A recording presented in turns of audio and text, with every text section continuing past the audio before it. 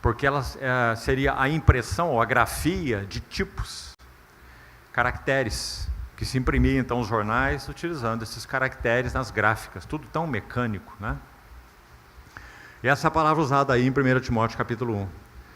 Paulo está dizendo, Deus não apenas me chamou, me amou, me escolheu, me separou e aprove revelar o seu Filho em mim, como ele disse escrevendo aos Gálatas capítulo 1,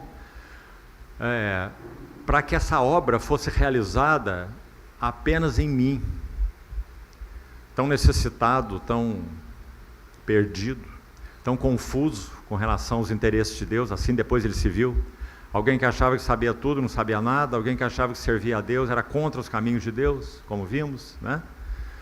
Então ele diz, mas obtive misericórdia para que eu me tornasse modelo, essa palavra, tipos, para todos os que hão de crer nele para a vida eterna. Então, meus irmãos, quando o nosso amado Senhor Jesus, Ele mesmo, encontra esse homem na estrada de Damasco e coloca a mão nesse barro disforme, Ele realiza algo tão precioso.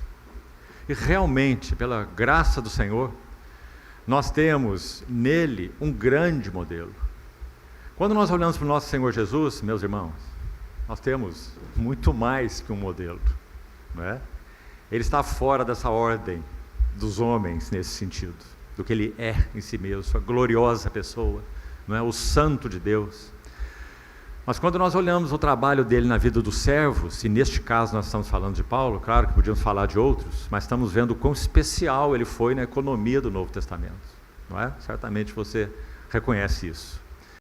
Então, quando nós olhamos para ele, nós estamos olhando para alguém que era um pecador.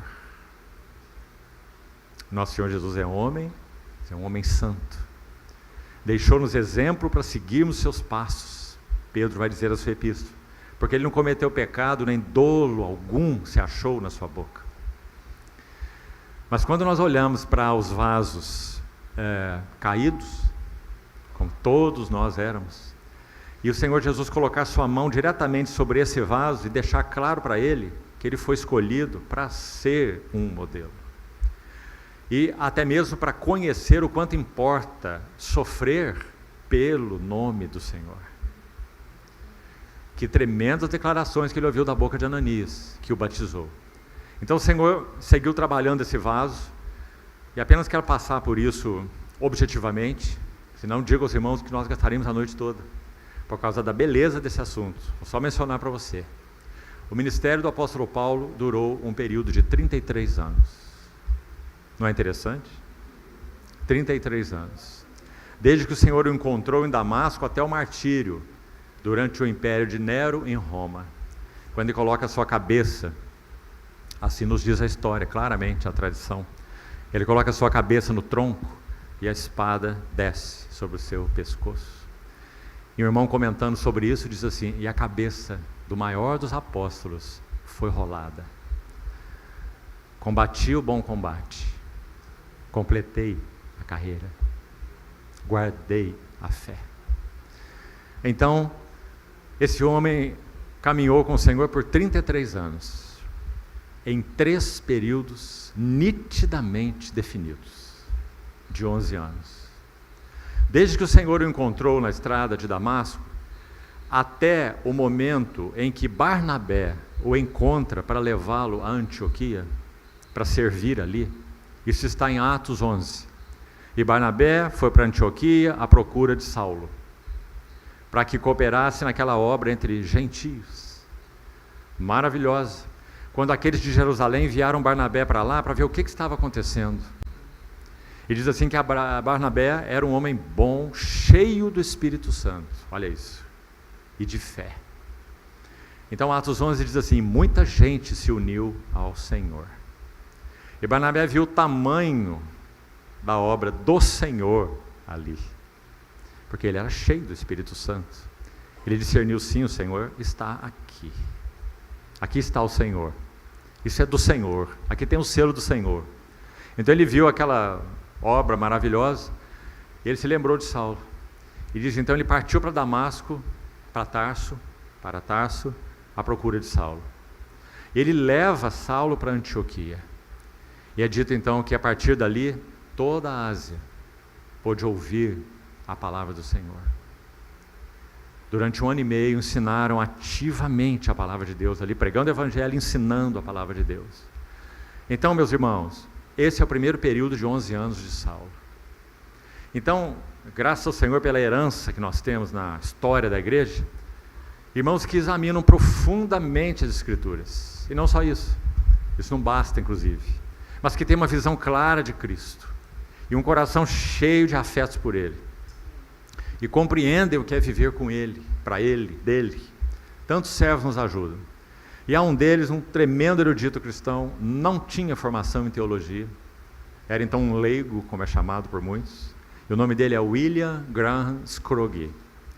Há uma obra dele desse tamanho, que foi traduzida agora em português em 3 fascículos, para diminuir o volume. Aconselho você a adquirir. Se chama O Descortinar do Drama da Redenção. Então ele vai mostrar o drama da redenção de Gênesis a Apocalipse. Esse irmão então vai nos dizer, na sua pesquisa profunda nas Escrituras, que nessa primeira etapa de 11 anos de Saulo, ele permaneceu, Gálatas 1, você vai ver essa indicação, por exemplo, clara, ele permaneceu 3 anos no deserto da Arábia. E depois os restantes dos 8 anos na cidade natal dele, em Tarso da Cilícia. 3 anos na Arábia, 8 anos em Tarso. Em resumo, em silêncio. Você não acha isso impressionante? Para quem teve e foi encontrado pelo Senhor na estrada de Damasco, e ouviu do Senhor o que ouviu, eu sou Jesus a quem tu persegues, entra na cidade, lá tirão que a vem fazer, ficou cego, foi cheio do Espírito Santo, não é? Depois que ele recobrou a vista, você tem a narrativa em Atos 9, que ele foi anunciar esse Cristo, ouça com atenção, em Damasco, na sinagoga de Damasco, e foi completamente rejeitado. Nenhum fruto. Mais que isso, os judeus que cultuavam na sinagoga de Damasco começaram a persegui-lo e queriam matá-lo. Armaram uma cilada para ele. E aqueles que haviam crido no Senhor naquela cidade, entre eles estava Ananias e outros, o que eles fizeram? Eles, à noite, prepararam um cesto e desceram Saulo pela muralha. O Senhor o livrou já desde o início. E, a partir daí, 3 anos no deserto da Arábia. E 8 anos em Tarso, a sua cidade natal, já falamos. Como é que nós chamaríamos esse período? De Saulo de Tarso. Eu gostaria de usar a palavra crescendo. Crescendo. Ele está fazendo uma releitura da Bíblia que ele tinha na mão, com 39 livros, o Velho Testamento, apenas o Velho Testamento, 39 livros. Só que agora, meus irmãos, ele faz a leitura de Gênesis a Malaquias, segundo a revelação de Cristo que ele teve. Então ele vê Cristo em Abraão, em Isaac, em Jacó. Leia suas epístolas para você ver. Cristo em Abraão, Cristo em Isaac, Cristo em Jacó, Cristo no deserto, 1 Coríntios 11, 1 Coríntios 10. Ele vê Cristo na rocha. Havia uma pedra espiritual que o seguia, e a pedra era Cristo. Ele vê Cristo no maná, ele vê Cristo no cordeiro pascal que foi imolado. Paulo viu Cristo em todas as Escrituras. Por isso ele enche as suas epístolas com o texto do Velho Testamento. Aquela promessa que foi feita à mulher não era a sua descendência, Gálatas capítulo 3, mas ao seu descendente no singular. E ele vai dizer que é Cristo. 11 anos de silêncio, crescendo. Meus irmãos, realmente o Senhor deu um golpe no ativismo de Saulo, não é? Quando ele pergunta, que farei, Senhor? Podemos dizer que a resposta do Senhor para ele foi, nada. Você vai para o deserto da Arábia e vai voltar para a sua cidade, porque você precisa crescer. Você precisa ver com mais clareza. Me permitam dizer assim, é como se o Senhor dissesse assim a Saulo, entre a revelação, Saulo, que você teve, e a assimilação, daquilo que te está sendo revelado, precisa tempo. Ninguém cresce do dia para a noite, nem do mês para o outro. 11 anos de silêncio. Meus irmãos, isso é passado despercebido por nós. Nós achamos que quando o Senhor atingiu Saulo em Damasco, ele já levantou um pregador que saiu viajando e pregando o Evangelho. Errado. Totalmente errado. Então, depois de 11 anos, Barnabé o leva para Antioquia, já explicamos, e Atos 13 diz assim: havia na igreja de Antioquia profetas e mestres. E lá são citados 5 deles, entre eles Barnabé e Saulo. E servindo eles ao Senhor. A palavra para servindo lá é liturgeu, que fala servir, se aplica a servir ao Senhor e se aplica a servir os irmãos. É a vida normal da igreja. E servindo eles ao Senhor, mas veja que o Senhor vem em primeiro lugar. O Senhor e aos seus, e ao seu povo. E jejuando. Para que serve o jejum? Para passarmos fome ou para compreendermos qual é a vontade do Senhor? E servindo eles ao Senhor e jejuando, disse o Espírito Santo, o soberano da obra de Deus, o obreiro de Deus com O maiúsculo, aquele que nós temos que reconhecer onde Ele está e o que é que Ele está fazendo. E se o Senhor nos quiser envolvido aí, que saibamos reconhecer a voz do Senhor nos envolvendo. Senão fique quieto, não é para você. O Senhor tem muitos servos. Onde está o Senhor? Então, a segunda etapa de 11 anos inicia aí. Vamos para a segunda etapa, mais 11 anos. Qual seria a palavra para designar a vida e o ministério de Paulo nesse segundo período? Para usar uma palavra, seria pregando. Primeiro, crescendo. Crescendo na solitude, a sós com Deus. Ele, o Senhor que lhe apareceu em Damasco, e a sua Bíblia. Vendo Cristo em todas as Escrituras. Depois do segundo período, viajando, pregando. Como nós falamos, Paulo entrava em localidades onde só tinha pagãos. Quando ele saía de lá, tinha igreja, os santos.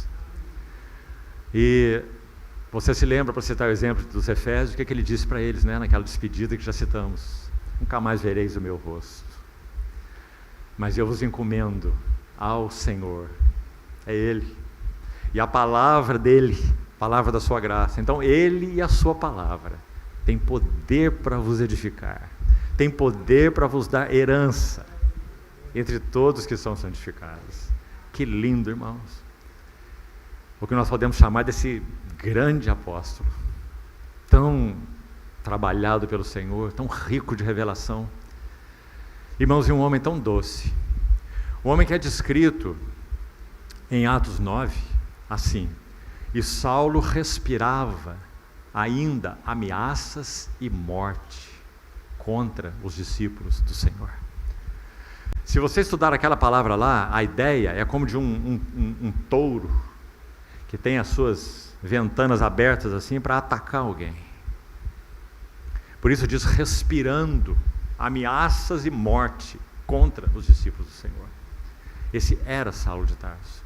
Agora, nessa segunda etapa de 11 anos que ele está pregando e viajando, depois que ele diz essa palavra para os presbíteros de Éfeso, você conhece o texto certamente, Atos 20, é dito que depois dele dizer especialmente essa palavra, nunca mais vereis o meu rosto, o texto continua assim: então eles, os presbíteros de Éfeso, abraçaram afetuosamente a Paulo, e o beijavam, e conduziram-no até o navio. Nunca mais vereis o meu rosto. Irmãos, essa é a obra do Senhor. A obra do Senhor não é, estritamente falando, dependente de homem algum. A obra do Senhor é a obra do Senhor. E o Senhor, os vasos que Ele tem ao seu dispor, aqui, ali, acolá, até os limites que Ele tem determinado para cada um. Que linda é a obra do Senhor. Então, nesses 11 anos, Saulo está pregando, pregando. 3 viagens missionárias, milhares de convertidos e muitas igrejas. Ele carrega cada uma no seu coração, distante delas. Ele tem respeito por cada uma delas, muito respeito. Ele sabe que a representação do governo de Deus em cada assembleia local é dos anciãos. Ele não faz ingerências apostólicas em nenhuma das assembleias, porque ele sabe que o governo delas está sobre os ombros dos seus anciãos. Por isso ele chama os anciãos de Éfeso até ele e dá conselho para eles. Então, essa foi a segunda fase. E a terceira fase, e a última, a maioria do tempo ele está preso, em cadeias. Então, na primeira fase, crescendo, sozinho, solitude, deserto e Tarso. Aliás, esse mesmo estudioso, William Scroggie, sabe o que ele nos diz? Olha que lindo. Que quando ele escreveu 2 Coríntios 12, conheço um homem que há 14 anos foi arrebatado até o 3º céu e ouviu coisas inefáveis que não é lícito o homem referir, na cronologia da história dele, ele estava em Tarso. Não estava viajando, não estava pregando, estava em Tarso, quieto. Lá podemos dizer no anonimato, lá onde ele nasceu, esperando, aguardando, crescendo. Até que então Barnabé vai em busca dele. Crescendo, primeiros 11 anos. Pregando, 3 viagens missionárias. Segundo período de 11 anos. E o terceiro período, maioria do tempo preso. Qual palavra usaríamos? Derramando-se. Porque, meus irmãos amados, esse servo do Senhor compreendeu o que o Senhor Jesus, como registrado nos evangelhos só mais tarde, então Paulo não tinha conhecimento desse texto, que vamos citar aqui, o texto de Maria de Betânia ungindo o Senhor. Quando Maria de Betânia derrama o que era precioso para ela, o nardo que ela guardava, segundo a história e a tradição, as mulheres que aguardavam o casamento, as mulheres virgens aguardando seu esposo, elas tinham um pequeno tesouro num frasco. O frasco já tinha um certo valor, porque ele era de alabastron, lá do Egito. Então ele era importado. O próprio vaso já era um vaso distinto. Mas o que tinha dentro dele era muito mais precioso. Quando Marcos descreve esse relato, diz, um nardo preciosíssimo. É a palavra de Marcos, preciosíssimo. Então, Maria de Betânia, que foi, naquele tempo, a única que pôde compreender as angústias do coração do Senhor Jesus antes da crucificação. Só Maria. Pedro não. Pedro estava lá. Todos poderão te negar, mas eu irei contigo até a morte. Mas Maria compreendeu a agonia do coração do Senhor. Quando o Senhor partiu, partiu o pão, comeu a última Páscoa e separou um pão, separou um cálice, que era os da Páscoa, ele separou e ele instituiu algo novo. Este é o cálice de uma nova aliança, este é o meu corpo, tomando aquele pão. Então é dito naquele evento registrado por Lucas, nesse caso, Lucas 22, palavras do Senhor assim, a minha alma está, tenho desejado ansiosamente comer convosco esta Páscoa antes do meu sofrimento. Antes do meu sofrimento. Nós estamos na última noite do nosso Senhor Jesus. Dali ele iria para o Getsêmani, do Getsêmani seria preso e crucificado. Então, Maria de Betânia, 6 dias antes, no sábado anterior a essa sexta-feira que o Senhor foi crucificado, no sábado anterior, o Senhor vai a Betânia. O Senhor pernoitou muitas vezes em Betânia. Nos evangelhos, um objeto de estudo e meditação para você, estão registradas 7 visitas do Senhor a Betânia. E possivelmente ele fez muito mais. Ele tirou o lar de Betânia de um estágio e elevou o lar de Betânia para outro estágio. Então, 6 dias antes da Páscoa, ele foi a Betânia. Ele é ungido por Maria. Você sabe o que aconteceu? Judas disse, mas o que é isso? Que desperdício, tanto dinheiro aí, 300 denários, podia ser, os pobres poderiam ser favorecidos. Outro evangelista vai dizer que ele disse isso porque ele era ladrão e tirava tudo que era lançado na bolsa. Mas Maria, quando fez isso, nosso Senhor Jesus a cobre imediatamente, digamos, com as suas asas e diz assim: deixai-a, deixai-a. O que ela fez foi por mim. Os pobres sempre os tendes convosco, mas a mim, meus irmãos, veja esse a mim nem sempre me tendes. E ele completa dizendo: ela se antecipou para o meu sepultamento. Agora, o mais importante, escute: e eu vos digo, disse o Senhor, onde for pregado o Evangelho, onde for pregado o Evangelho, em todo o mundo, será contado o que ela fez, para a memória sua, dela. Não é assim? Pense comigo. Quando você pregou o Evangelho, certamente já pregou muitas vezes, você contou a história de Maria de Betânia? Não, você não contou, certamente não contou. Talvez um ou outro aqui possa ter contado, mas não é isso que fazemos quando pregamos o Evangelho. Então o que o Senhor quis dizer? Ele quis dizer que ela compreendeu o objetivo do Evangelho.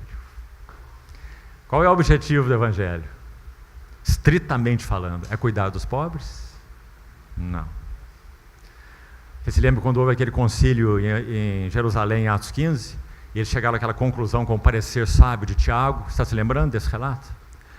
Então vai dizer assim que eles deram aquelas cartas para os gentios, que eles se abstivessem de relações sexuais ilícitas, de carne sufocada, etc., por causa da igreja judia, que foi então a origem dela, o início.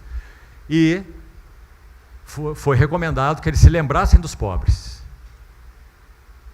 Então Paulo disse assim: o que eu me esforcei por fazer. Quer dizer, me esforcei não é no sentido de que eu poderia me esquecer, não. Ele diz: eu tomei iniciativas para que isso fosse feito, para que os pobres não fossem esquecidos. Então sim, é claro que tem lugar para isso, irmão. Se a igreja não tiver esse coração, quem terá? Não é? Mas qual é o objetivo do Evangelho? O objetivo do Evangelho é levar a cada um daqueles que o recebe a se derramarem aos pés do nosso Senhor Jesus. Então nosso Senhor Jesus, digamos, ousou lançar a pessoa que naquele tempo era o seu maior embaixador sobre a terra, no que concerne a pregação do Evangelho, a amplitude do alcance e tudo mais, sem dúvida era Saulo, não é? Ele lançou na prisão. E meus irmãos, o que aconteceu lá? Na prisão domiciliar de Roma, aqui que nós estamos agora, ele escreveu 4 epístolas. Nos 2 anos que ele ficou preso na prisão domiciliar em Roma, que pagava aluguel pela casa dele, ele escreveu as epístolas aos Efésios, aos Colossenses, aos Filipenses e a Filemon. Aqui citei na ordem cronológica: Efésios, Colossenses, Filipenses e Filemon. Olha que lindo. Os filipenses o amavam, mandaram donativos para ele nessa prisão pelas mãos de Epafrodito. E esses donativos chegaram até ele. Quem sabe, umas mudas de roupa, era assim que era. Umas moedas, para que ele pudesse pagar o aluguel, inclusive, da casa. Ele pagou pela sua prisão. Inclusive, ele era um cidadão romano. E imagine Epafrodito chegando lá. Arriscou a vida, está escrito na Epístola aos Filipenses, adoeceu. Não queria que a igreja de onde ele era originário, dos filipenses, soubessem que ele adoeceu. Algumas vezes, quando nós estamos com doença, foi o caso dele, parece que a tendência é nós escrevermos um cartaz, chegar na reunião: eu estou doente, todos orem por mim. Não há nada de errado nisso em si. Mas olha o que Epafrodito fez. Ele não queria que os filipenses soubessem que ele ficou doente, e não só doente, a morte. Não foi uma febrezinha, não. E, além disso, ele ficou muito angustiado, Paulo vai dizer naquela epístola, porque vocês souberam que nessa viagem que ele foi o mensageiro para trazer a oferta de vocês, ele adoeceu mortalmente. É a palavra que Paulo usa lá. Adoeceu mortalmente. E agora ele tinha a doença mortal dele e a angústia dele. Ele sabia que aquela igreja a qual ele pertencia estava sofrendo por causa dessa doença mortal dele. Então ele chega até Paulo e entrega os donativos. Aí Paulo vai escrever agradecendo. Lembre-se, irmãos, nós estamos aí na segunda etapa, na terceira etapa, derramando-se, como nós citamos. Ele vai escrever uma carta para os filipenses. Olha essa troca, que coisa mais bendita. O que os filipenses mandaram para ele? Coisas materiais, bênção de Deus, provisão para o servo do Senhor, não foi? Mas, irmão, acabou. As moedas acabaram, ele pagou o aluguel, roupa também acaba. Epafrodito levou isso para eles, fruto de amor dos filipenses por ele. E Epafrodito é livrado da morte pelas mãos do Senhor e volta para a sua cidade, Filipos, para a comunhão dos filipenses. O que ele leva de volta? A epístola aos filipenses, que nunca morre. Palavra do Senhor. Passarão os céus e a terra, mas as minhas palavras não passarão. Santos do Senhor têm bebido dessa maravilhosa epístola há basicamente 2000 anos.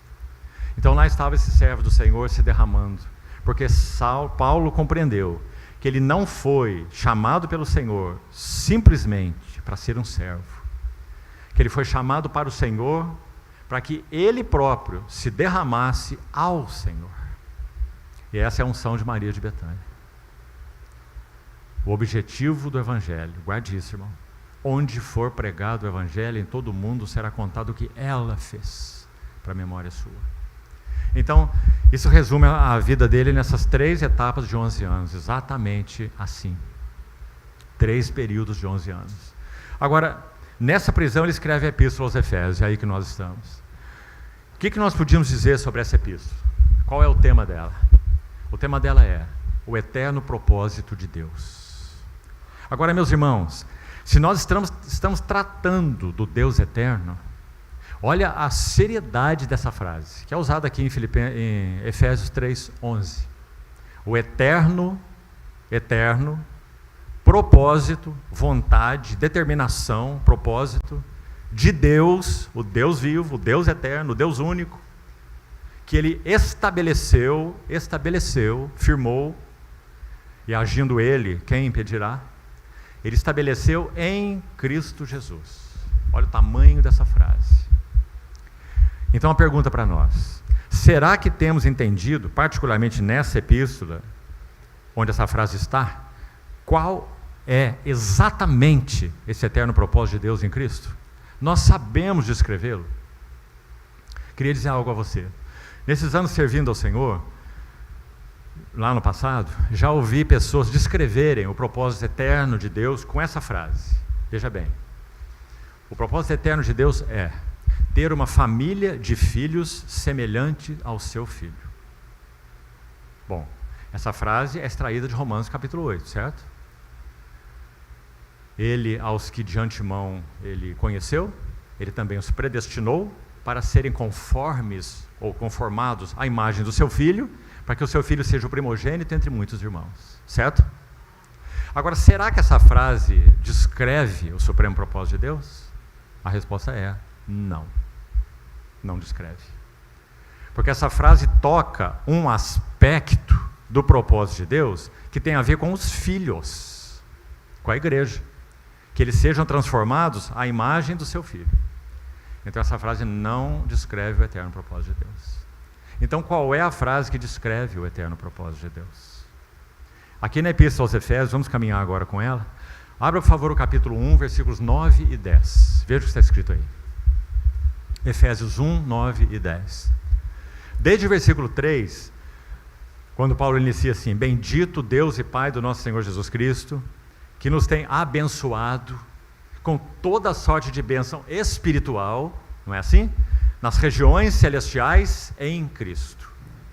Assim como nos escolheu em união com Ele, nos escolheu nele, antes da fundação do mundo, para sermos santos, irrepreensíveis perante Ele, em amor nos predestinou para Ele, para a adoção de filhos, segundo o bom prazer, beneplácito da sua vontade, para o louvor da glória da sua graça, que Ele derramou abundantemente sobre nós, em toda sabedoria e prudência. Aí já chegamos no verso 9, não é? Diz assim: desvendando-nos. Olha que palavra importante. Além dele nos escolher em Cristo antes da fundação do mundo, além de nos abençoar com a redenção pelo sangue dele, a remissão dos pecados, além de nos predestinar para ele, para a adoção de filhos, segundo o bom prazer da sua vontade, cada uma dessas é uma das bênçãos espirituais nas regiões celestiais em Cristo, certo? Então nós estamos agora em mais uma bênção, e é a bênção da revelação, que está aí na palavra desvendando-nos. Veja, próxima palavra nesse versículo, qual é? Desvendando-nos o mistério da sua vontade. Acho que precisamos parar aqui um pouquinho, já vamos voltar nesse versículo. Abra agora, por favor, em Romanos 16, 25. Romanos 16, 25. E já voltamos aí em Efésios 1, 9. Ele usa de novo a palavra mistério lá. E ele vai dizer assim: ora, aquele que é poderoso para vos confirmar, segundo o meu evangelho. Que lindo Paulo dizer meu evangelho. O evangelho de Jesus Cristo é o meu evangelho, não é? Porque foi revelado a ele de primeira mão, não recebi de homem algum. Então é linda a expressão meu evangelho. Vos confirmar segundo o meu evangelho. E qual é o conteúdo do evangelho? Vá acompanhando, por favor, a próxima frase aí. E a pregação de Jesus Cristo. Aí está, irmão, o conteúdo do evangelho. O conteúdo do evangelho não é pragmático. O conteúdo do evangelho não é estabelecer modelos, não é dizer que assim se faz, assim se vive, assim se adora, ou isso ou aquilo. O conteúdo do evangelho é a pessoa gloriosa e a obra gloriosa do nosso Senhor Jesus. Decidi nada saber entre vós, senão Jesus Cristo e este crucificado. Que coisa importante, irmão. Então, continuando aí esse versículo. O meu evangelho e a pregação de Jesus Cristo, segundo a revelação do mistério, guardado em silêncio. Quando? Nos tempos eternos. Bom, examine a palavra mysterion no grego. Sabe qual é o sentido básico, a raiz dela? Ouça isso, irmão. Fechar a boca. Fechar a boca.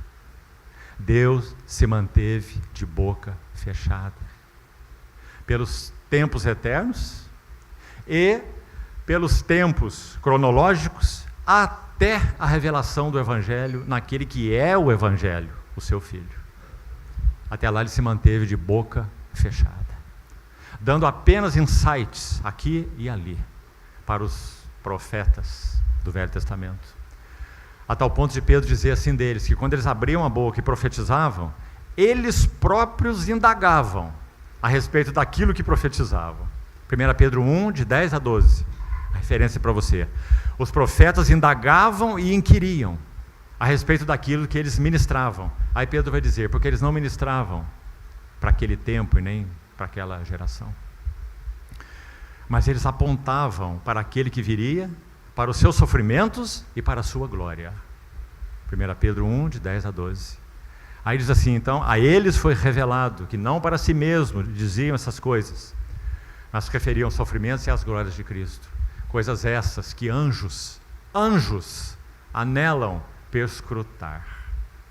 Porque, voltando a Romanos 16, 25, esse mysterion foi guardado em silêncio nos tempos eternos.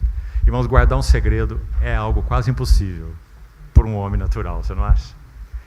Às vezes a coisa assim remexe tanto dentro de nós, que nós temos que chamar aquela pessoa mais chegada e dizer assim, aquela frase sábia, né?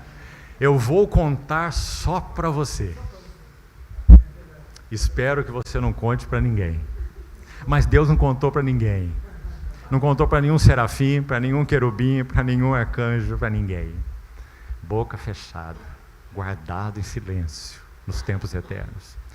E quando então ele criou o homem, colocou no jardim, e o homem falhou, então ele começa a anunciar em pequenos insights, flashes, aqui ou ali, o que é que ele tinha no seu coração desde toda a eternidade. Então vamos resumir desde já para voltarmos ao texto de Efésios 1:9, qual é esse mistério guardado em silêncio nos tempos eternos? Efésios 1:9, desvendando-nos, graças a Deus por esse desvendando-nos, irmãos, nós estaríamos às cegas, nós não compreenderíamos nada do propósito eterno de Deus, se Ele não decidisse desvendar. Desvendando-nos o mistério da sua vontade. Obrigado, irmão. Espero que a outra luz não esteja faltando, só essa, né? Desvendando-nos o mistério da sua vontade. Já explicamos o que é o mistério. Agora olha a próxima frase. Segundo é de acordo com o seu beneplácito. Palavrinha que não se usa mais no português coloquial, não é? E significa o seu bom prazer. Ou seja, Deus ficou de boca fechada pelos tempos eternos e com seu coração cheio de prazer nessa que é a sua vontade. Desvendando-nos o mistério da sua vontade, segundo o seu beneplácito, que propusera em Cristo. Então, olha aí o verso 10, verso importante demais nessa epístola. De fazer convergir nele. Oh, meus amados irmãos, isso fala tudo sobre todas as coisas, não é? Tudo convergir nele. Tudo que não converge nele não é dele, não provém dele. Tudo que não converge nele não é ministério do Espírito Santo, porque o ministério do Espírito Santo é fazer tudo convergir nele. Ele me glorificará, porque ele irá receber do que é meu e vou-lo-á de anunciar. João 16:13.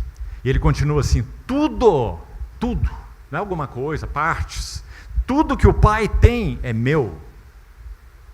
Por isso que eu vos disse, ele vai receber do que é meu e vou-lo-á de anunciar. Então, meus irmãos, o Espírito Santo é o edificador da igreja. O Espírito Santo é o obreiro de Deus. Se o Espírito Santo for entristecido, não entristeçais o Espírito de Deus, no qual for selados para o dia da redenção.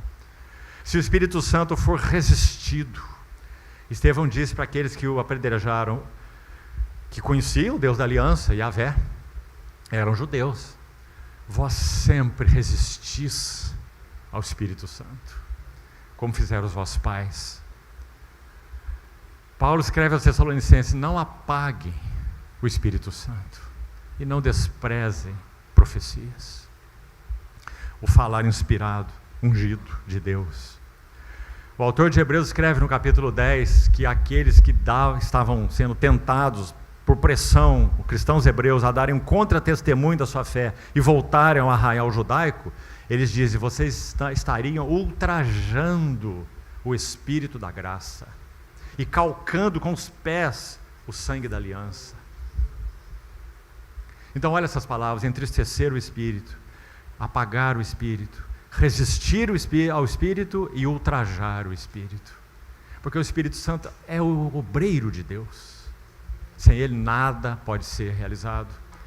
Por isso esse querido servo do Senhor, o mesmo Paulo, aqui na mesma epístola aos Efésios, vai dizer: não vos embriaguem, não vos embriagueis com vinho, porque nisso há dissolução, mas enchei-vos do Espírito, falando entre vós com salmos, instruindo-vos, aconselhando-vos uns aos outros, sujeitando-vos uns aos outros no temor de Cristo.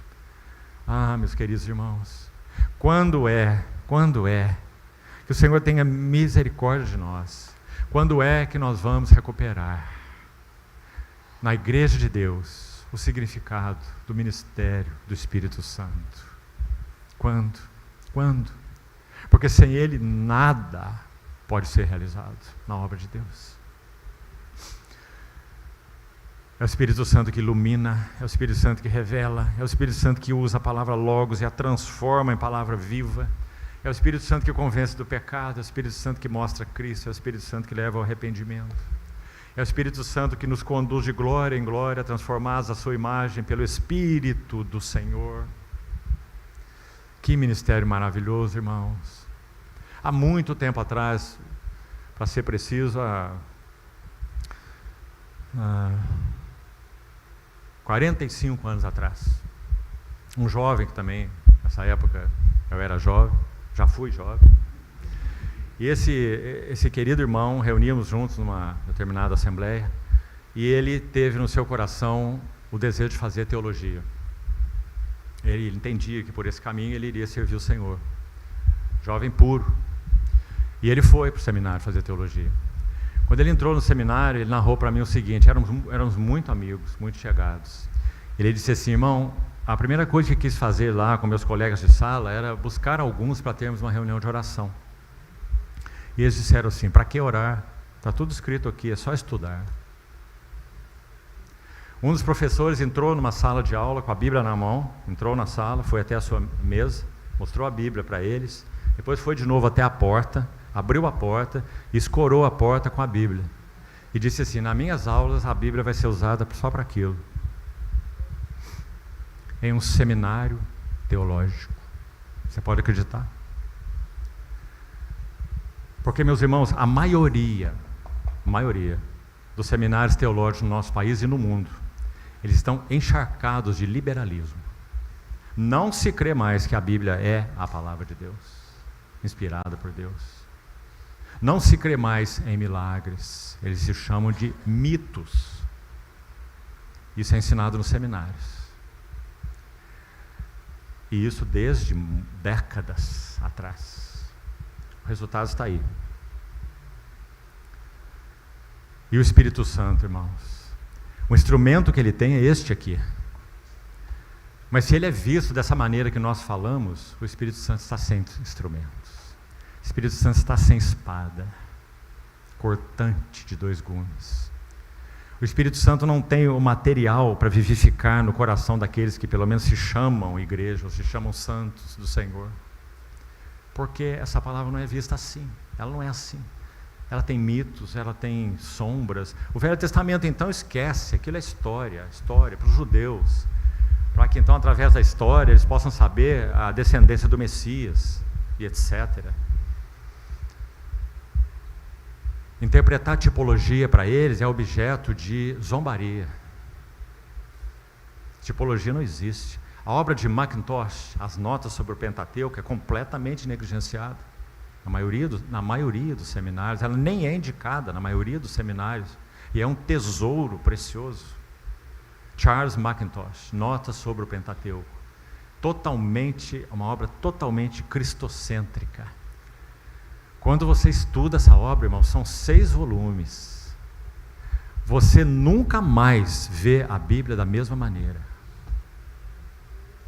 Por causa da revelação de Cristo, nos personagens, nos tipos, nas sombras, em tudo.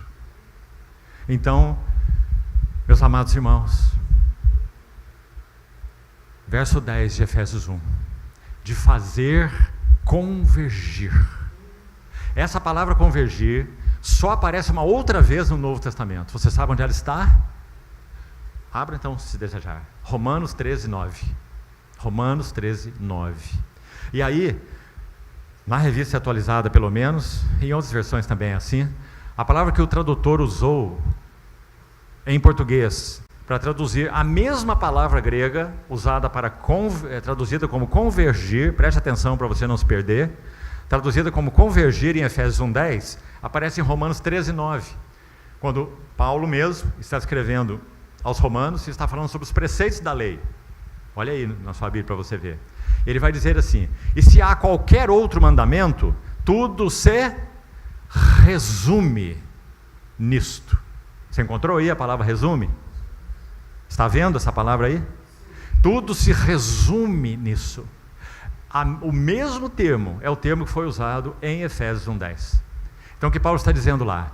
Que o propósito eterno de Deus, ele desvendou-nos, revelou o mistério que estava oculto dos séculos e das gerações, o mistério guardado em silêncio nos tempos eternos, que lemos em Romanos 16, ele então desvendou e deixou claro qual é esse mistério oculto, com essas palavras: de fazer, resumir, resumir. Ou convergir, como está aí. E ainda podíamos acrescentar uma outra palavra. Perfeito, algumas traduções vão trazer essa palavra em português. Pode examinar para você ver. É a palavra congregar. Reunir. Tornar a reunir nele todas as coisas, tanto as do céu como as da terra. Agora nós estamos tocando diretamente o eterno propósito de Deus. Você vê que a questão de os filhos serem transformados de glória em glória na imagem do seu filho é parte do propósito eterno de Deus. Mas você não pode definir o propósito de Deus assim, porque o propósito de Deus é definido assim: fazer convergir no seu filho, meu filho amado, em quem eu tenho todo o meu contentamento. Eu determinei em mim, desde os tempos eternos, e guardei isso em silêncio até agora. E agora eu desvendei. Eu vou convergir, reunir, tornar a congregar todas as coisas, dos céus e da terra, nele. E para usar as palavras de Paulo em Colossenses 1,18, que já lemos nessa manhã. Por que Deus vai fazer isso, que lemos aí em Efésios 1,10? Para em todas as coisas Ele ter a primazia. Porque aprouve, olha o aprouve de novo, que fala de novo de prazer. Foi do agrado, aprouve.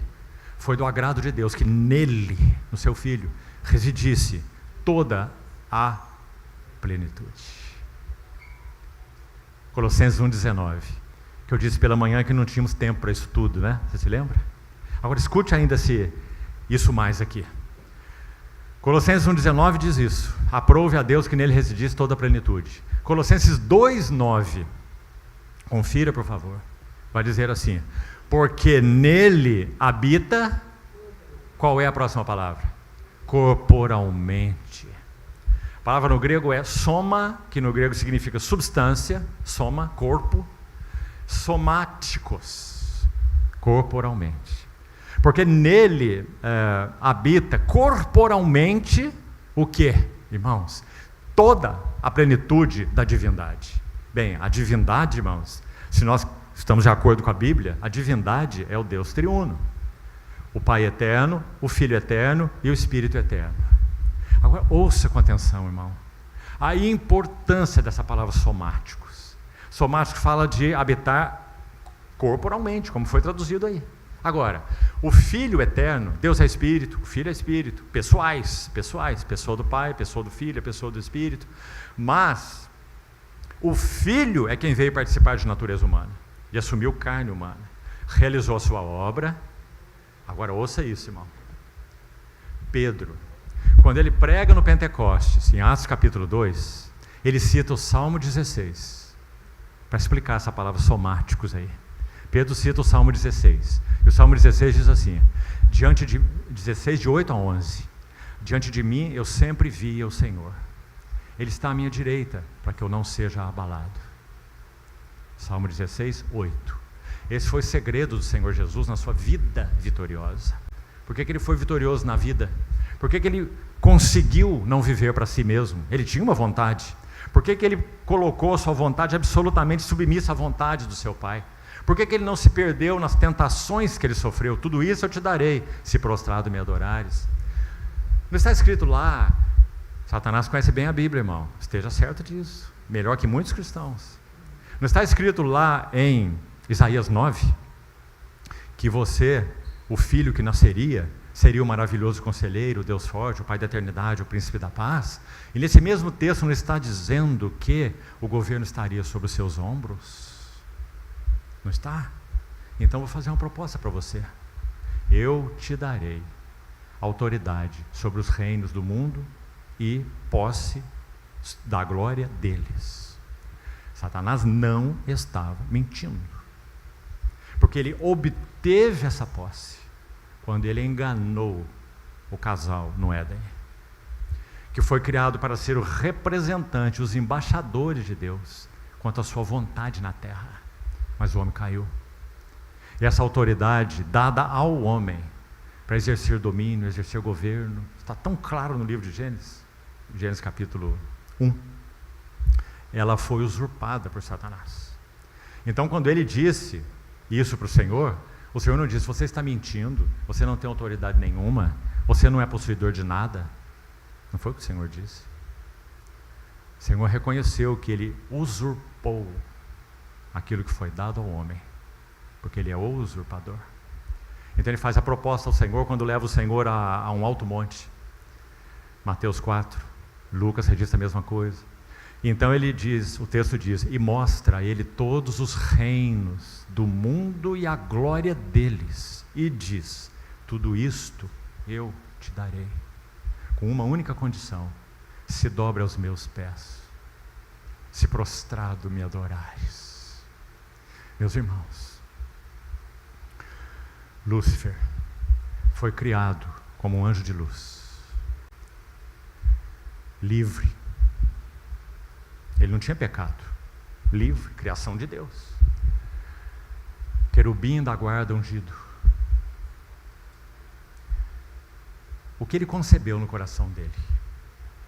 Apesar de ter tanta glória como um anjo de luz, ele quis se apossar da glória do Logos, que é o resplendor da glória.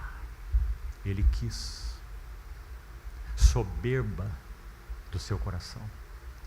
Abacuque diz, eis o soberbo, a sua alma não é reta nele. Então, quando ele cometeu esse absurdo de usurpar a glória que é do próprio Filho de Deus, como isso poderia acontecer se ele era uma criatura? Como que a glória do Criador poderia caber na criatura? Loucura, loucura da soberba. Então ele foi julgado por Deus, ele e 1/3 dos anjos, rebelados. Então ele se tornou o adversário, o diabo, Satanás, o acusador. O arqui-inimigo de Cristo se chama o diabo. Ele é inimigo da igreja por quê? Porque Cristo está sendo formado nela. Porque Cristo disse, eu edificarei a minha igreja, e através dela eu vou mostrar a minha multiforme sabedoria para principados e potestades nos lugares celestiais, segundo o eterno propósito que foi estabelecido por Deus em Cristo Jesus. Então, meus irmãos, ele buscou usurpar essa glória e foi julgado. Quando ele oferece isso ao Senhor, todos os reinos te darei, o Senhor então responde a ele, você sabe, né? Como o Senhor respondeu, só ao Senhor teu Deus adorarás, e só a Ele darás culto. O que Satanás fez foi propor um caminho para o Senhor obter o reino, porque Ele é rei, o Senhor, para obter o reino, a glória e o governo sobre o mundo, por um caminho que não fosse a cruz. Um atalho, caminho alternativo. Satanás disse, é meu, e eu te entrego esse governo, desde que você se dobre aos meus pés. Então, meus irmãos, voltando ao texto de Efésios 1:10, fazer convergir, resumir nele todas as coisas, nos céus e na terra. Paulo acrescenta em Filipenses assim, que na revelação da glória final do nosso Senhor Jesus, diante dele, todo joelho, e agora ele vai mostrar em quais esferas, ele abrangeu todas, diante de Jesus de Nazaré, o homem, o varão aprovado por Deus, todo joelho nos céus, todo joelho na terra, mas também todo joelho debaixo da terra se dobrará, e toda língua confessará que Jesus Cristo é o Senhor, para a glória de Deus o Pai. E então, Efésios 1:10 estará plenamente cumprido. Fazer, resumir, convergir, congregar nele todas as coisas, tanto as do céu como as da terra. Agora, mais um detalhe sobre essa palavra convergir aí, muito importante, irmão, muito importante. O termo grego é grande, é complicado. Anakephalaiomai. Esse ana, que é o prefixo dessa grande palavra aí, esse kephale, é a palavra grega para cabeça, kephale, de onde temos no português encéfalo, cefale. Então, anakephalaiomai. Esse iomai compõe o verbo. Resumir, convergir. Agora veja esse ana antes desse kephale. O que é esse ana? Não apenas Deus vai congregar em Cristo todas as coisas, mas Ele vai, tendo congregado em Cristo todas as coisas, Ele irá encabeçá-las todas, por esse, o seu Filho, que é o cabeça de todas as coisas. Então esse anakephalaiomai significa não apenas reunir o que estava disperso, tornar a congregar o que estava desconexo, certo? Mas significa congregar tudo que estava desconexo, e essa criação está desconexa. Estamos falando o óbvio, não é? O óbvio. A igreja hoje tem uma batalha que não é contra carne e sangue, é de principados e potestades, dominadores deste mundo tenebroso, nas regiões celestiais, não é? Então o universo está ainda em caos. Só que esse caos, no que concerne à obra do nosso Senhor Jesus, ele já está aniquilado. Mas virá o dia em que essa manifestação cósmica ocorrerá. Ela ainda não ocorreu.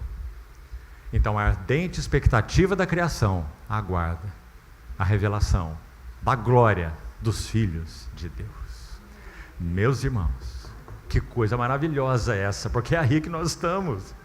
Então, Paulo vai dizer que não só as coisas desconexas, o caos do universo será resolvido, porque o Senhor Deus determinou que Ele vai tornar a congregar em Cristo todas essas coisas, mas após congregá-las, ou ao congregá-las, Ele também irá encabeçá-las, porque seu Filho é descrito assim nas Escrituras. Ele é cabeça de todo homem, 1 Coríntios 11. Ele é cabeça da igreja, Colossenses capítulo 1. E Ele é cabeça de todo principado e potestade, Colossenses capítulo 2. Coisa maravilhosa, meus irmãos. E esse é o Cristo de Deus, e esse é o Cristo da igreja. Nosso Cristo, o Cristo de Deus, nosso Cristo. Então, concluindo aqui essa parte, e vamos partir para o final. Como nós descreveríamos então o propósito eterno de Deus? Como uma moeda de duas faces. Leve isso para você. Duas faces. Você não tem como pôr uma moeda no bolso e uma face ficar de fora, não é? Moeda tem duas faces, mas ela tem uma face principal, é onde está estampada a efígie, a face. Então o lado principal dessa moeda é: para em todas as coisas Ele ter a primazia, porque aprouve a Deus que nele residisse toda a plenitude. Qual é o outro lado da mesma moeda? O outro lado dessa moeda é: no eterno propósito de Deus, Ele escolheu em Cristo, antes da fundação do mundo, um povo, o qual o Senhor chamou de eclesia, minha igreja, e eu a edificarei. E pela igreja, a multiforme sabedoria de Deus. Lá é a palavra para multicolorida ou multifacetada, como se fosse um caleidoscópio. Você, quando era pequeno, já fez caleidoscópio com um pedaço de vidro? Quando você põe aqueles 3 espelhos, né, em triângulo, e vai girando assim, vendo os mosaicos. Que lindo que é. É a palavra usada lá em Efésios. A multicolorida, multifacetada sabedoria de Deus, ela se torne conhecida agora, dos principados e potestades nos lugares celestiais. Irmãos, por isso que Paulo escreveu aos Coríntios que a igreja é um espetáculo, tanto a homens quanto a anjos. E ali particularmente ele cita o ministério apostólico. Temos nos tornado espetáculo, tanto a homens quanto a anjos. Meus irmãos, a igreja é didática para os anjos. Os anjos aprendem do caráter de Deus, bondade, misericórdia, luz, amor, graça, coisa que eles não compreendem por experiência. A igreja é didática para os anjos. Na igreja, os anjos, arcanjos, querubins e serafins conhecem o amor de Deus, conhecem a misericórdia de Deus, atributos que tocam diretamente o caráter de Deus. Como você acha que um anjo eleito, como os escritores do Novo Testamento os chamam, Judas inclusive, anjos eleitos. Como que eles conheceriam misericórdia? Eles não sabem o que é pecado. Como eles conheceriam graça? Eles são anjos santos. Então eles olham para a igreja e veem o barro disforme, vidas caídas, condenadas, depravadas, nos quais o Senhor e Mestre colocou a mão e está transformando-os de glória em glória na sua própria imagem. Esse é um espetáculo, tanto para homens quanto para anjos. Meus irmãos, e nós estamos incluídos nesse espetáculo maravilhoso. Foste vós que escolhestes a mim, eu vos escolhi a vós outros. Bendito seja o nosso Senhor. Nós não merecemos nada. Nada.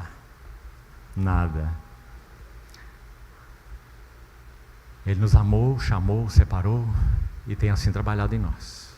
Então assim nós podemos escrever o propósito de Deus. Por isso que Paulo propõe uma frase em Efésios 5, Efésios 5:32, como que ele coloca? Grande é esse mistério. Olha de novo a palavra mistério, que tem sido a nossa chave aqui, não é? Grande é esse mistério, mas eu me refiro a quem vem primeiro, irmãos?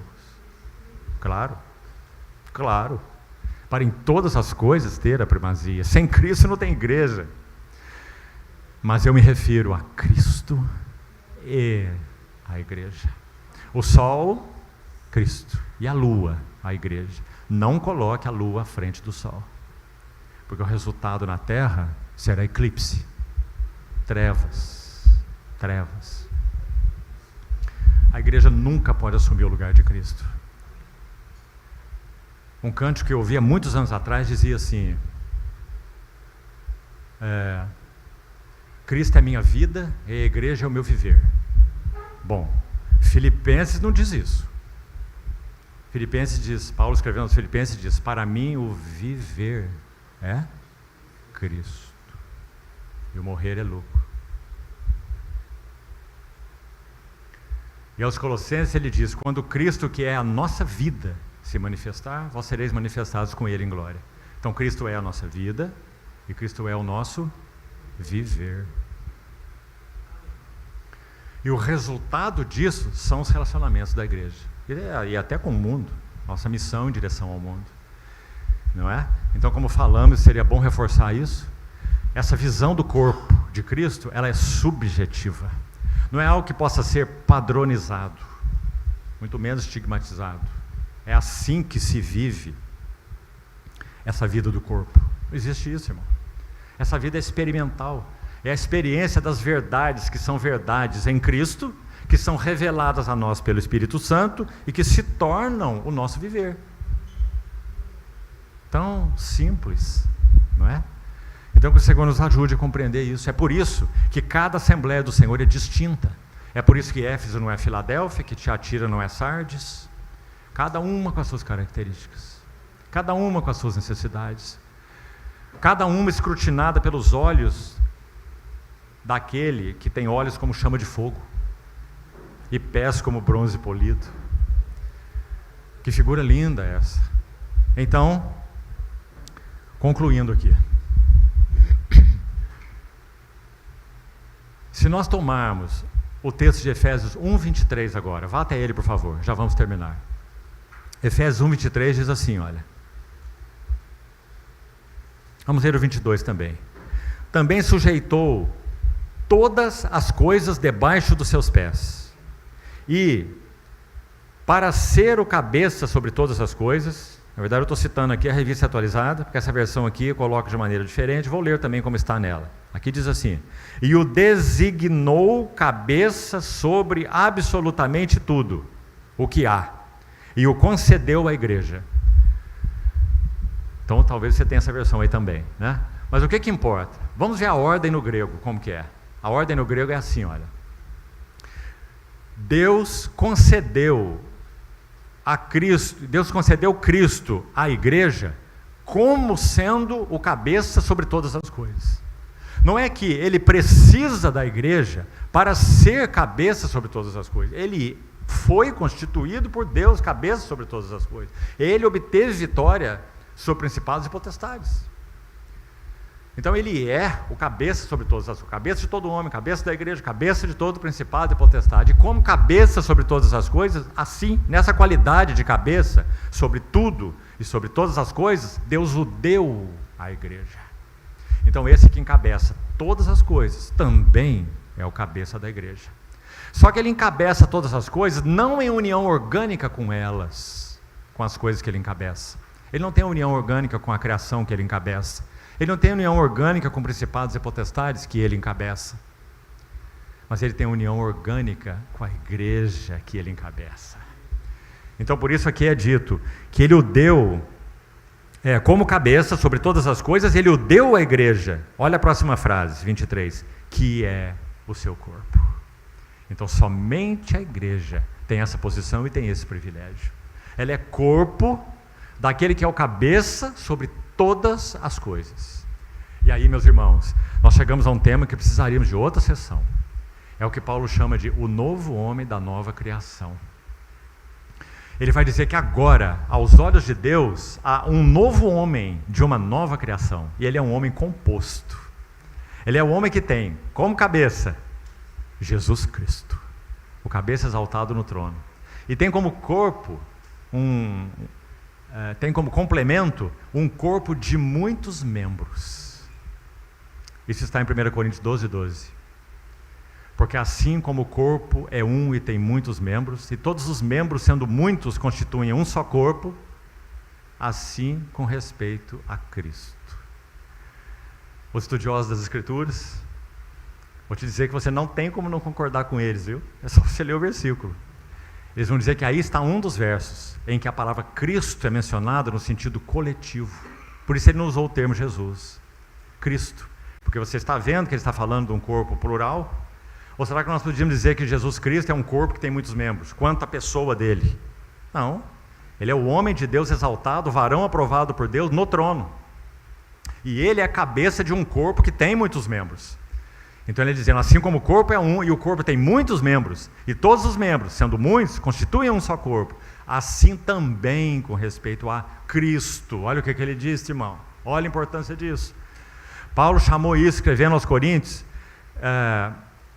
de nova criação. E aos Efésios capítulo 2, de novo homem. Derrubou a parede de separação que havia entre eles, gentios, judeus, para que dos dois criasse, porque não havia, criasse em si mesmo, pela cruz. Ele criou em si mesmo um novo homem. E não é um homem coletivo? Claro, ele está falando de dois povos, judeus para cá, gentios para lá, com uma parede de separação que ele derrubou na cruz e fez dos dois, claro, dos que creem, dentre esses dois, judeus e gentios, ele fez um novo homem. Não é coletivo, irmão? Não é coletivo? Fazendo a paz. Paulo diz, de ambos fez um novo homem de uma nova criação. Meus irmãos, Paulo viu isso com tanta beleza, Paulo viu isso com tanta clareza. Por isso ele escreveu o que falamos em Romanos 8.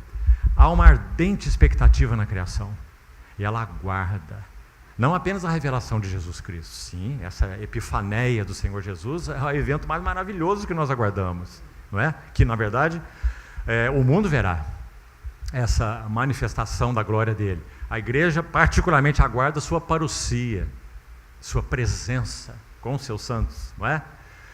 Quando isso ocorrer, não apenas a glória de Cristo será vista por toda a criação, o glorioso Cristo, mas com Ele, a igreja, os seus santos, porque é um novo homem de uma nova criação. Vamos lembrar, já para concluir, o que ele falou aos Colossenses capítulo 1? Primogênito aqui, primogênito ali. Lembra que nós falamos? Primogênito de toda a criação, mas também primogênito entre os mortos. Colossenses 1,18. E ele inicia assim aquele versículo, Colossenses 1,18. Ele é a cabeça do corpo, vírgula, da igreja. Ponto. Próxima frase. Ele é o princípio. Por favor, estude isso aí. Princípio do quê? Ele tanto era o princípio de toda a criação, porque foi Ele que criou todas as coisas, sem Ele nada do que foi feito se fez. No princípio era o Verbo estava com Deus e o Verbo era Deus. João capítulo 1, versículo 1. Que princípio é esse? É um princípio antes de qualquer princípio. Quando não havia nada nem ninguém, só o Deus triuno. Nesse princípio, no princípio era o Verbo era, porque Ele não é criado. No princípio era o Verbo estava com Deus e o Verbo era Deus. Agora o verso 2, João repete. Ele estava no princípio com Deus, mencionou o princípio de novo. E logo no verso 3 ele vai dizer, todas as coisas foram criadas, feitas por intermédio dele. Você está ouvindo bem, irmão? João mencionou 2 princípios. Um princípio que é antes do tempo e do espaço, só havia Deus, o Deus eterno, na comunhão trina, perfeita, maravilhosa, não é? E João menciona o princípio da criação. O Verbo estava com Deus lá no princípio eterno, e o Verbo estava com Deus no princípio da criação, porque Ele é o Criador. Sem Ele nada do que foi feito se fez. E agora em Colossenses 1,18 você tem de novo a palavra princípio. Então, Ele é a cabeça do corpo, vírgula, da igreja, ponto. Ele é o princípio, olha aí a palavra de novo. Próxima frase, o primogênito de entre os mortos. Está claro agora? De que princípio ele está falando então? Aí, nesse verso, ele é princípio do quê? Ele é princípio de uma nova criação. Aquele que está em Cristo é uma nova criação. Segundo aos Coríntios 5.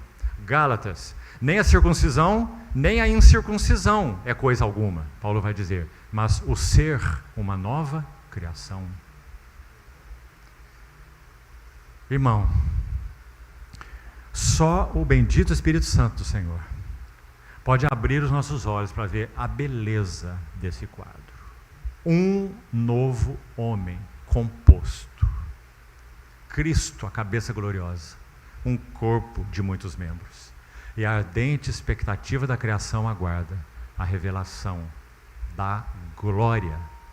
Não só daquele que é o resplendor da glória, mas da glória dos filhos de Deus. Para isso nós fomos chamados. E você lembra que lá, quando Paulo fala isso em Romanos 8, ele fala assim, por isso, veja que ele fala, e por isso o que? É essa revelação. Nosso espírito geme. E o Espírito de Deus geme. Assim como a criação geme. Você tem 3 gemidos em Romanos 8. Você já observou? Criação geme e suporta angústias até agora. Nós também gememos em nosso espírito, aguardando a adoção de filhos, huios tessia, colocados em uma posição de filhos maduros de Deus, não uma creche de bebês espirituais. Gememos, nós mesmos gememos, Romanos 8, em nosso espírito, aguardando a adoção de filhos. E Romanos 8, 26, vai dizer assim, e também o Espírito nos assiste, dá suporte em nossa fraqueza, porque não sabemos orar como convém. Mas o mesmo Espírito intercede por nós, olha aí de novo o ministério do Espírito Santo aí, ele intercede por nós com gemidos inexprimíveis por nós, mas Ele os exprime em nós e através de nós. Intercessor dentro de nós é o Espírito Santo. Eu vos enviarei um outro Consolador. Ele é intercessor dentro de nós. Esse intercessor dentro de nós, ele geme por meio de nós, ele geme em direção ao intercessor no trono. Nós, Igreja de Deus, temos 2 intercessores. Um intercessor está no trono, o outro intercessor está em nós. Nosso Senhor Jesus no trono e o Espírito Santo em nós. E os 2 são um, não são? Mesma vontade, mesmo propósito, mesmo interesse. Então nós não sabemos orar como convém, mas o Espírito intercede por nós, sobremaneira. Ultrapassa o que pedimos, ultrapassa o que pensamos, porque Ele tem clareza com relação a essa intercessão. Um dia, quando estivermos na presença do Senhor, nós vamos ser agradecidos, porque boa parte das nossas orações nunca foram respondidas, porque foram equivocadas, tinha motivação errada, tinha foco errado. Mas o Espírito Santo intercede de maneira pura e plena. O verso que eu estou citando termina assim, olha, porque segundo a vontade de Deus é que Ele intercede pelos santos. Sabe qual é a vontade de Deus quanto a nós? Que que nós sejamos transformados de glória em glória na sua própria imagem. E é nessa direção que o Espírito Santo intercede, para que então essa mão misericordiosa do nosso Senhor no trono, o intercessor no trono, Ele possa nos conceder misericórdia e graça para socorro em ocasião oportuna. Meus irmãos, nós estamos seguros. Um intercessor no trono, outro intercessor dentro de nós, os dois com um único propósito. E esse propósito será cumprido. O que nos resta? Hebreus 3:7. Assim como diz o Espírito Santo, hoje, se ouvirdes a sua voz, não endureçais os vossos corações. Salmo 95, esse versículo. 3 vezes é citado em Hebreus 3 e 4.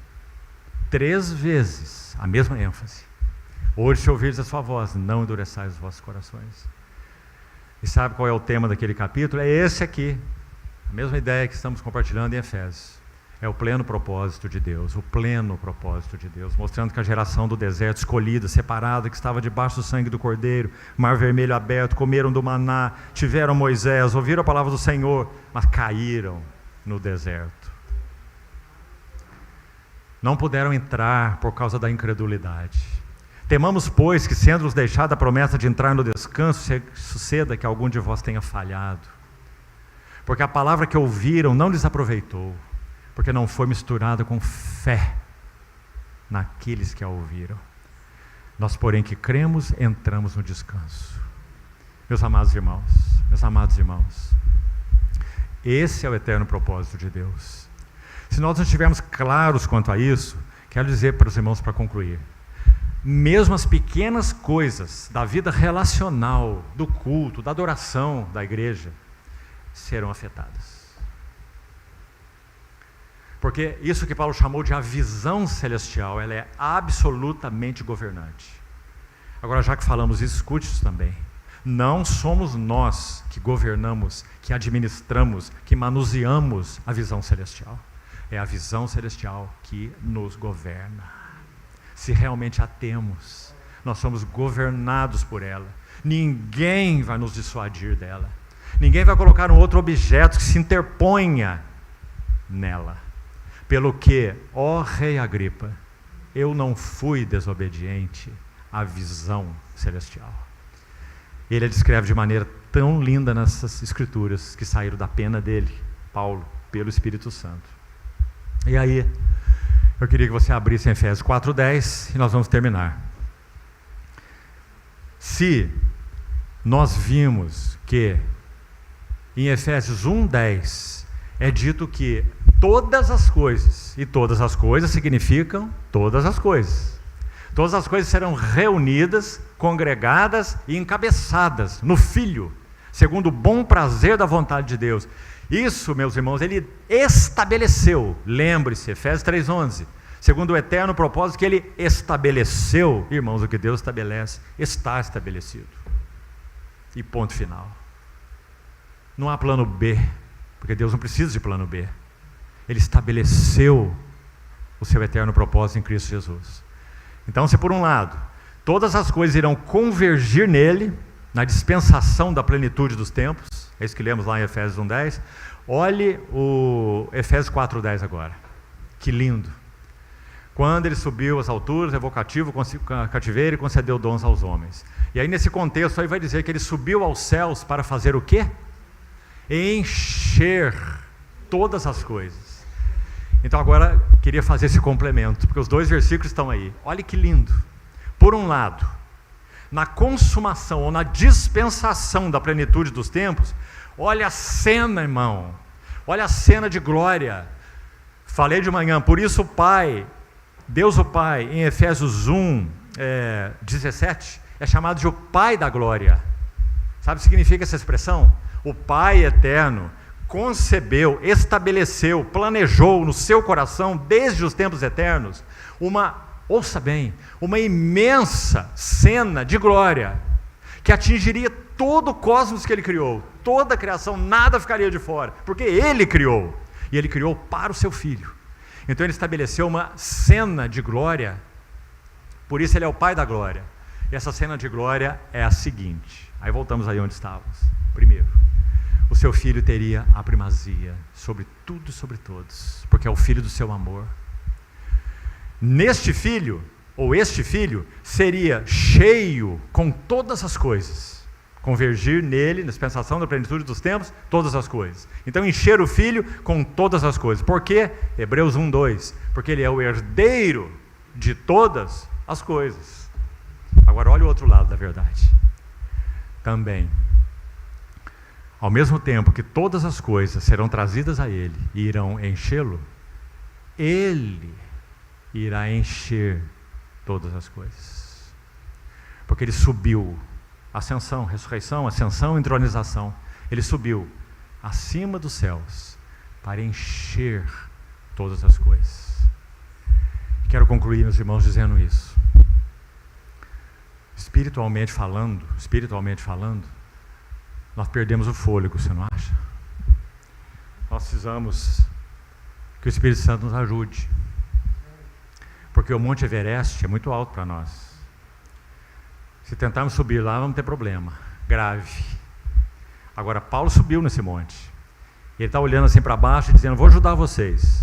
Vou jogar umas cordas aí, vocês segurem, eu vou puxando, vou vendo a medida de cada um, mas eu quero trazer vocês para cá, para o que eu vi, para o que eu conheço, e para o que o Espírito Santo me deu a bênção de registrar. Eu quero que os olhos de vocês, olha a oração dele em Efésios 1, iluminados os olhos do vosso coração para saberdes qual é a esperança do seu chamamento. Por que ele nos chamou? Hein? Qual é a riqueza da glória, da herança de Deus, sua herança, nos santos? E qual é a suprema grandeza do seu poder que ele exerceu em Cristo ressuscitando os mortos? Então, irmão, Cristo será cheio com todas as coisas, porque Ele as criou e porque Ele é vencedor sobre todas elas. Ele é possuidor de todas elas, Ele triunfou sobre todas elas. Mas também Ele encherá todas as coisas. Como será que explicaríamos essa frase? Vou tentar ajudar. Quando da revelação do propósito eterno de Deus, glorioso Cristo, mostrar sua face de novo para essa criação caída e trazer a ordem para o caos. Quando isso acontecer, em cada ponto desse universo caído, isso inclui a Terra, mas não só a Terra, porque principados e potestades estão em ambientes celestiais, mundo tenebroso, hostes espirituais do mal nas regiões celestes. Efésios 6. Quando o Senhor Jesus se mostrar, não apenas Ele será cheio com todas as coisas, mas Ele encherá todas as coisas, no sentido de que cada rincão e recanto desse universo terá uma marca, uma estampa, uma expressão da glória desse glorioso Cristo, que é o resplendor da glória. É por isso que até mesmo principados e potestades, hostes espirituais do mal, dominadores deste mundo tenebroso, dobrarão os seus joelhos e confessarão: Jesus Cristo é o Senhor. Irmãos, nós estamos na iminência de que essa maravilha se cumpra. Que o Senhor nos ajude a não nos envolvermos com nada que não toque diretamente esse propósito eterno. Ele passa por tantas nuances, não é? Ele passa pelas nossas vidas, Ele passa pelos nossos pensamentos, Ele passa pelos nossos amores, Ele passa por aquilo que buscamos, Ele passa por onde estão os afetos do nosso coração. Não ajunteis tesouros sobre a terra, onde traço ferrugem corrói, não podeis servir a dois senhores, não é? Por quê? Porque esse Cristo exclusivo, Paulo escreve para Tito assim: Ele separou para si um povo exclusivamente seu, zeloso de boas obras. Ele, palavras agora de Tiago no capítulo 4, Ele enviou para habitar em nós o Espírito Santo, que anseia por nós com ciúmes. O Espírito que Ele fez habitar em nós. Espírito Santo, irmão, geme por você. O Espírito Santo se angustia por você, para que nós sejamos ajustados ao que o Senhor tem no seu coração. Ele se angustia se nós estamos nos distraindo de Cristo. Ele se angustia se nosso amor está sendo dividido. Ele se angustia se nós estamos resistentes e impedindo que, ouvindo de alguma maneira o falar dele aqui, na Bíblia, num livro, na comunhão, através do mundo, às vezes, a boca de alguém do mundo, de alguma maneira, o Senhor pode nos falar através dela. Quantas vezes isso ocorre? E o Espírito Santo se entristece, porque nós estamos resistindo àquilo que Ele está dizendo. Entrega, chega, deixa, muda de postura, abandona esse pensamento, vira essa página e tanta coisa mais. Abandona esse ambiente. Não entrega seu ouvido mais a isso e nem os seus olhos. O Espírito Santo anela por vós com ciúmes, o Espírito que Ele fez habitar em vós. Então, meus irmãos, vamos terminar aqui. E o que eu gostaria de fazer amanhã, vai ser o nosso último período, é o seguinte: vamos abrir a epístola de Paulo aos Coríntios e vamos entrar em assuntos de relacionamentos e de serviço, para que então nós possamos dar um passo mais nessa questão de recuperar o testemunho do Senhor. Não é em metodologias e nem em estratégias, é segundo o que nós temos ensinado na palavra do Senhor. Então vamos fazer isso com a ajuda do Senhor amanhã pela manhã, e vamos ver como essa carta é magnífica nesse sentido.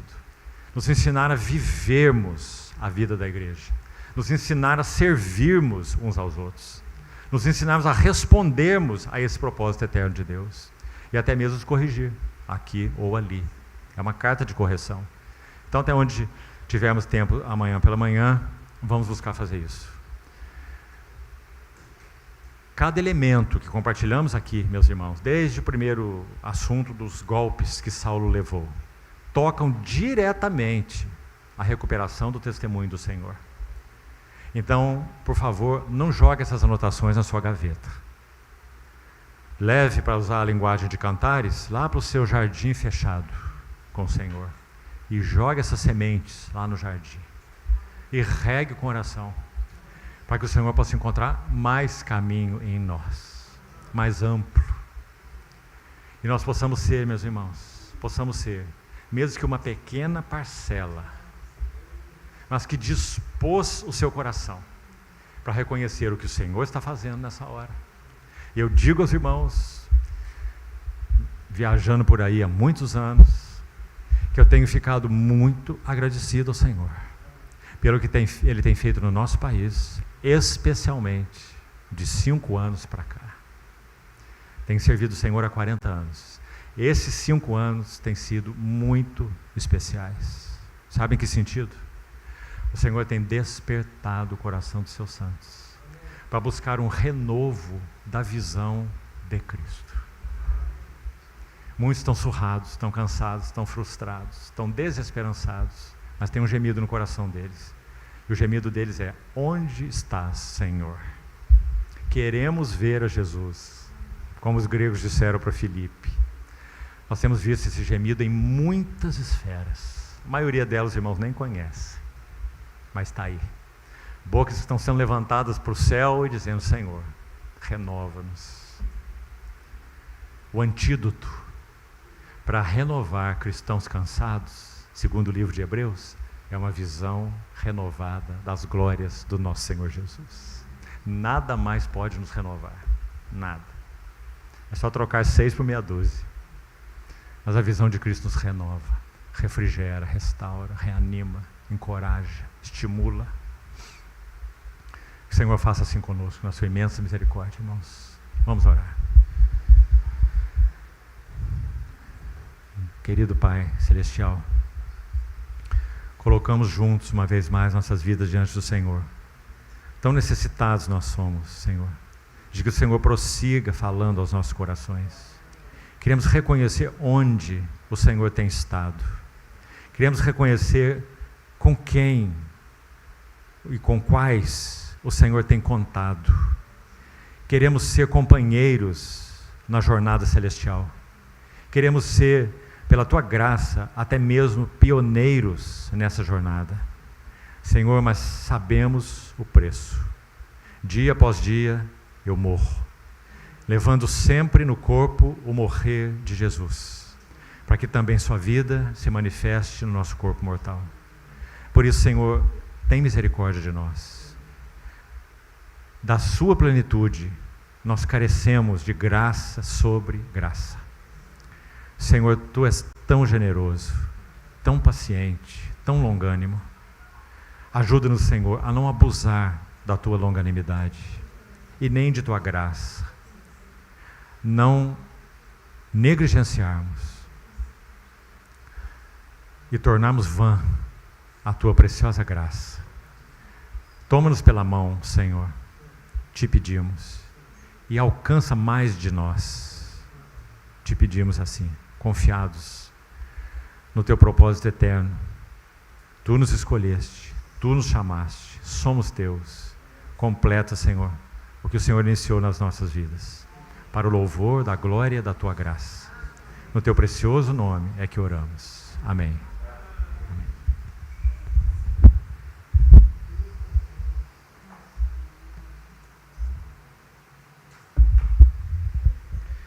Amém, irmãos.